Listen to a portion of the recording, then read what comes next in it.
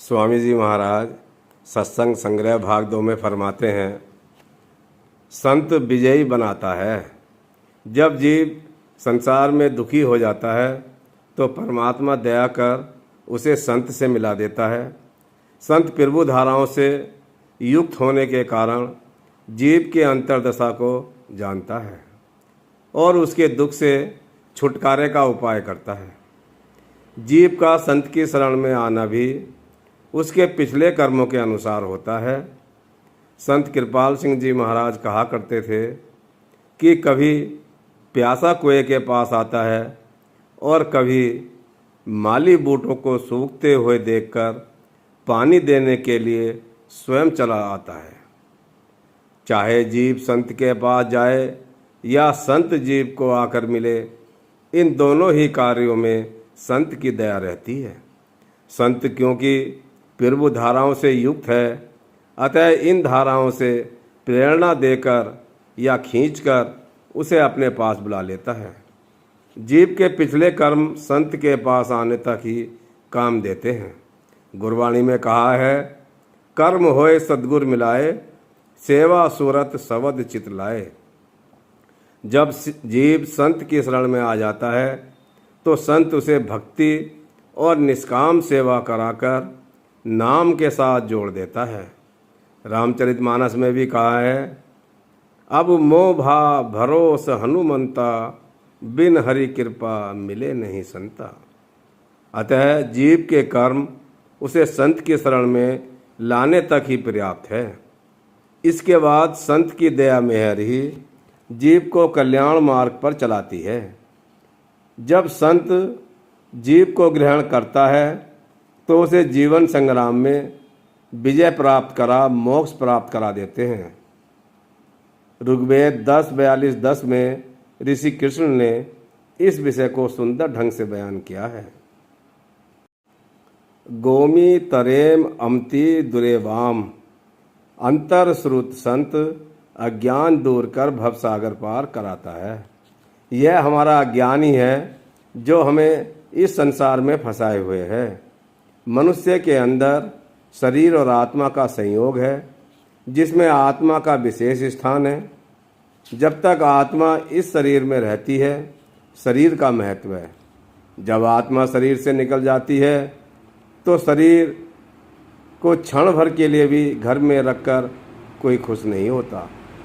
इसे ले जाकर बेदर्दी से आग में फूंक देते हैं या अन्य किसी तरह नष्ट कर देते हैं। आत्मा के बिना शरीर का कुछ भी मोल नहीं है। लेकिन अगर हम गौर से देखें तो मनुष्य अपने दैनिक जीवन में आत्मा को भूला शरीर के कार्यों में लगा पड़ा है।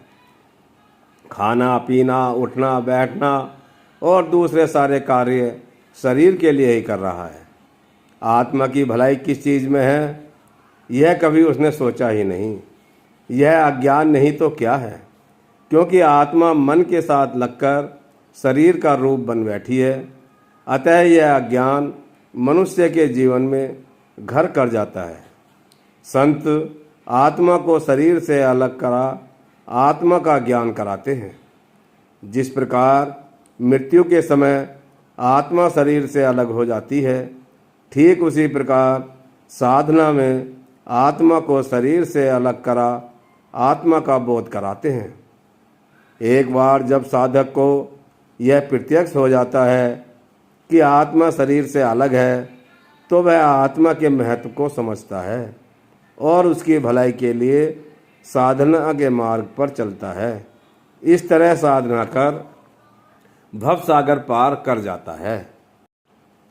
अस्माकेन ब्रज नैना जयेम, हमें ब्रह्मरंध में विजय प्राप्त कराता है। प्रभु प्राप्ति के लिए संघर्ष संत की शरण में जाकर दीक्षा प्राप्त कर साधना करने से होता है। पहले प्रकाश की प्रभु अभिव्यक्त धाराएं प्राप्त होती हैं जो मलावरण मिटाती हैं। उसके बाद नाद की धाराएं प्राप्त होती हैं जो आत्मा को खींचकर ऊपर लाती हैं, अवांछित मार्ग पर चलने से रोकती हैं, सही मार्ग पर चलने की प्रेरणा देती हैं, जो आत्मा को प्रभु सामीप्य में ठहराए रखती है और विषय वासनाओं को ग्रहण करने से रोकने के लिए आत्मा को अंतररक्षण शक्ति देती है। पिछले जन्म के इस जन्म में आवंटित कर्मों के कारण साधना में विघ्न बाधा आती रहती है। कभी वासनाएं हावी हो जाती हैं, कभी प्रभुधाराएं। इसी को देवासुर संग्राम कहा है।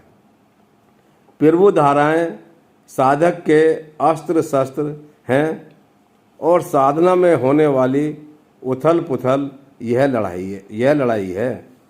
इस लड़ाई का रूप साधक की अंतर स्थिति के अनुसार बदलता रहता है। इसी को जिहाद या धर्म युद्ध कहा है।